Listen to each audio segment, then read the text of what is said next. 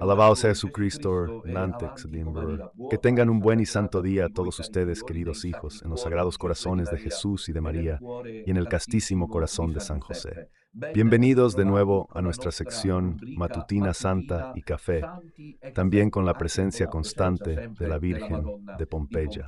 Alguien me preguntó, Padre, ¿cómo puede llevar consigo esta imagen tan grande? Hagámoslo, lo conseguimos porque es un cartel enorme que luego colocamos cuando se trata de hacer las transmisiones en vivo. Hoy es lunes 21 de octubre. En el calendario litúrgico tradicional no hay ninguna memoria. Sin embargo, hoy en particular se celebra la fiesta de Santa Santa y compañeros mártires. Y el 21 de octubre también es la memoria litúrgica del beato mártir Padre Pino Puglisi. Se eligió esta fecha. Recuerdo cuánto trabajó el cardenal de Giorgi en la Santa Sede, en la Congregación para las Causas de los Santos para la Beatificación. Beato.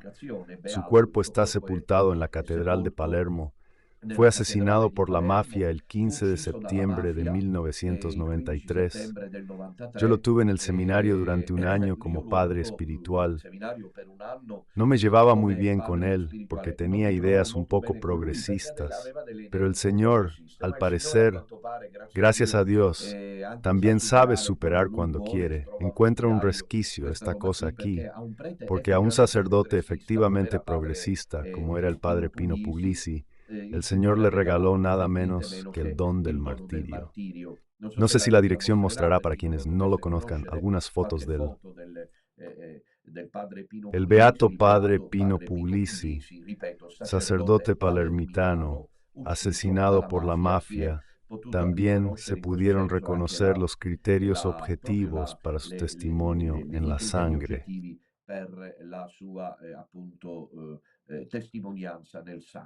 En odio de la fe, pero de esto hablaremos quizás en otra ocasión.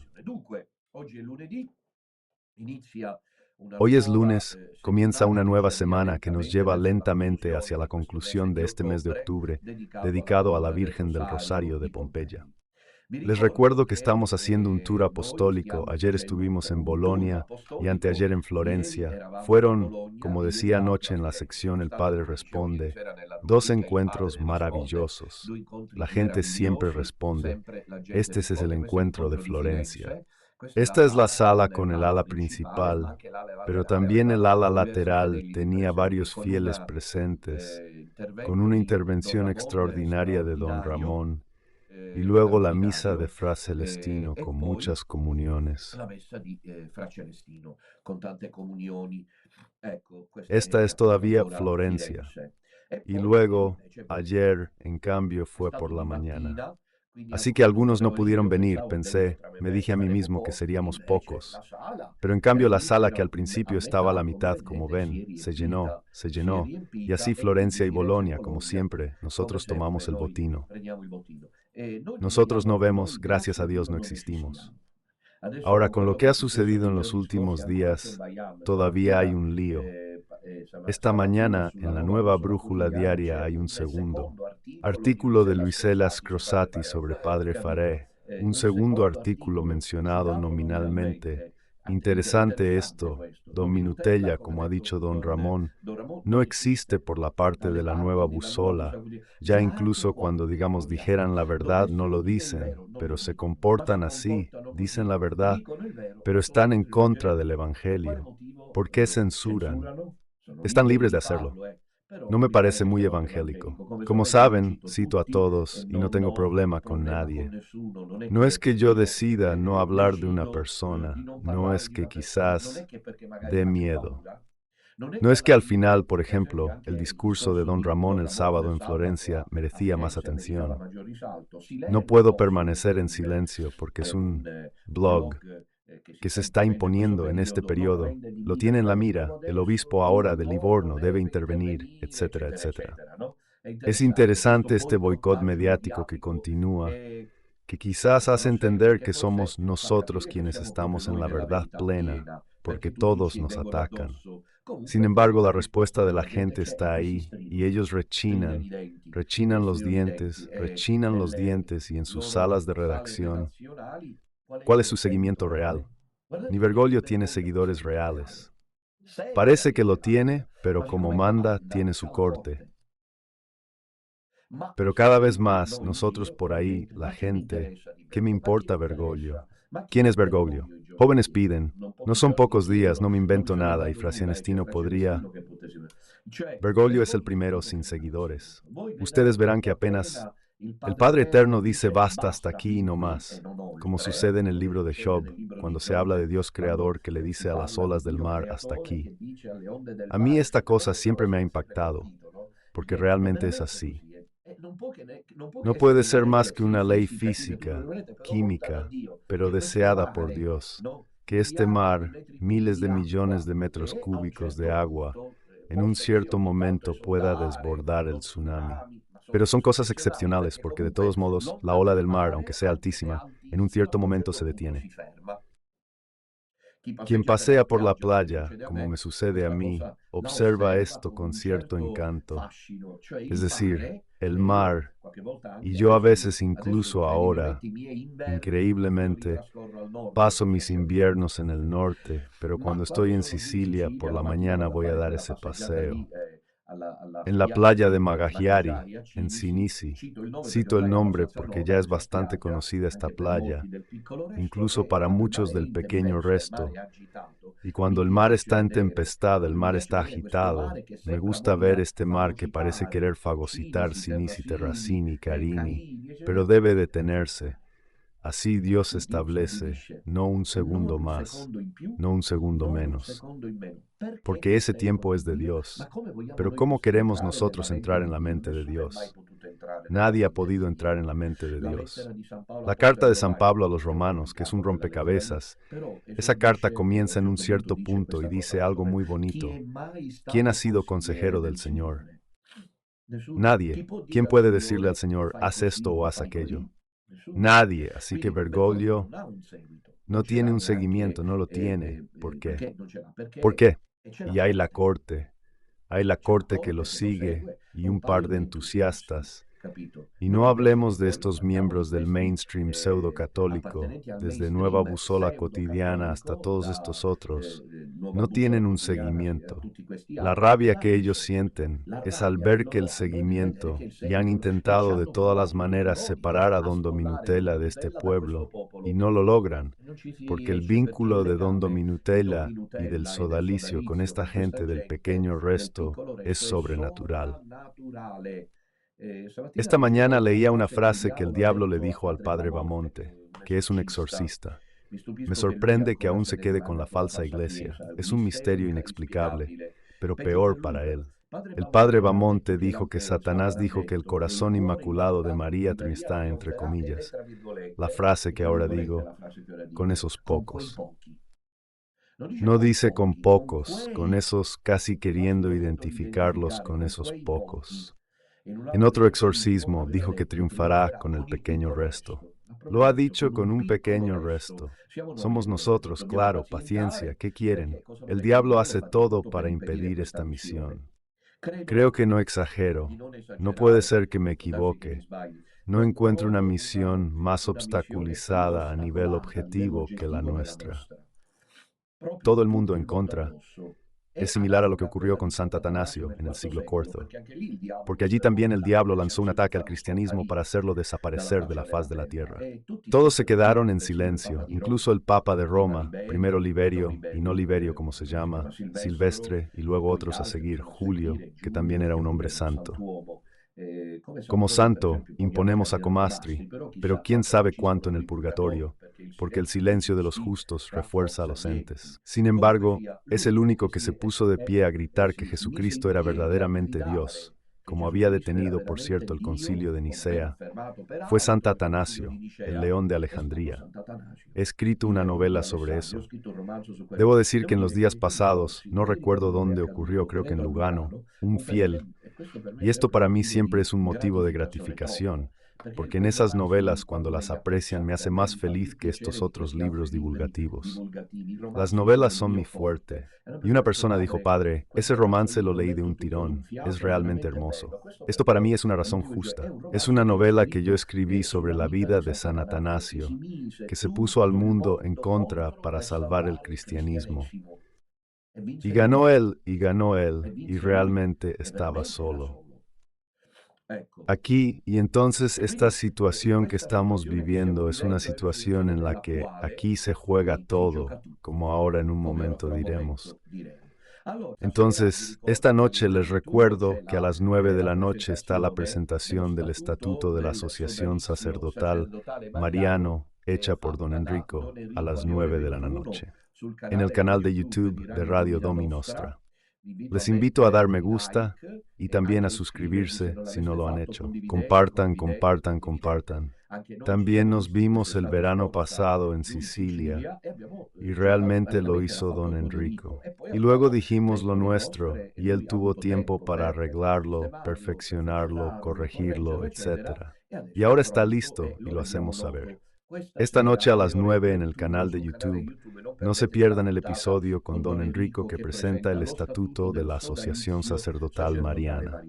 Así todos saben cuáles son las reglas que caracterizan nuestro camino. Luego mañana por la noche es el martes bélico. Les recomiendo que no se pierdan el episodio muy actual Lupus in Fabula, el episodio de mañana por la noche de mi libro La falsa iglesia y su destino, que siempre está disponible en la nueva edición. Se titula La Gran Prueba, Catecismo de la Iglesia Católica 6.0. 675 es la seducción final. Aquí, la gran prueba es la seducción final. Luego, miércoles, Fra Celestino, jueves Apocalipsis, sábado, Héroes de la Fe. Ya son importantes esta y mañana noche los demás los desarrollamos. Mientras tanto, continúa nuestro tour apostólico. Nuestro tour apostólico ahora incluye 2 paradas el próximo fin de semana. Significativo, sábado 26 de octubre a las 4:30 estaremos en Servigliano del Friuli. Creo que ya hemos estado allí, si no recuerdo mal. Servigliano del Friuli, Hotel Internacional, vía Monseñor Angelo Ramazzotti. También está el Monseñor, no falta nada. A las 4:30, actualmente es una invitación dirigida a todos los fieles del pequeño resto friulano, pero también a todos los demás de las zonas cercanas que quieran venir a participar en este momento. Y el domingo 27 de octubre, el próximo domingo, estaremos en Graz, en Austria, para un encuentro con el padre Johannes y el pequeño, diminuto resto de lengua alemana que ha sobrevivido a las recientes tormentas que bien conocen. Luego les recuerdo los compromisos que ya son conocidos, los 2 eventos más grandes de este periodo. El 2 de noviembre, conmemoración de los difuntos en Verona, a las 4:30. Ofrezcan pronto el sufragio de sus difuntos, llamando a Radio Domina Nostra y dejando su ofrenda, y traigan el 2 de noviembre las fotos que pondremos junto al altar.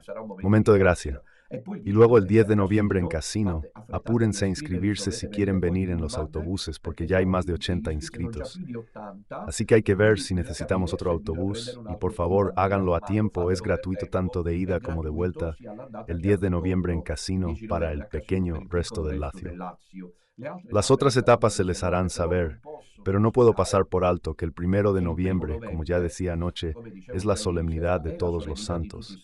Estaremos en Trento, no es una simple pausa esta del 1 de noviembre.